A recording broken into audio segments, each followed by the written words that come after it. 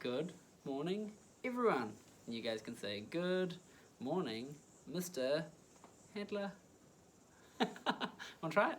Good morning, Mr. Handler. That's a ukulele, because I play ukulele. Right, so we're going to build these lessons up over the weeks, but the first lesson's super easy. All you need to know is me, you, and him, or her, or them, they. Depends how you want to say it. But ahau, can you say ahau?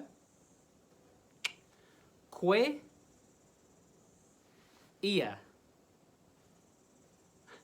Ia meaning him or her or pronoun, yeah? So him or her is interchangeable in Te Reo Māori.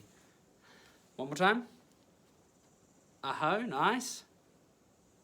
Koe, yes. And ia, fantastic. How do I say me? How do I say you? How do I say him? How do I say her? Ia, fantastic. Ka kite. Everyone.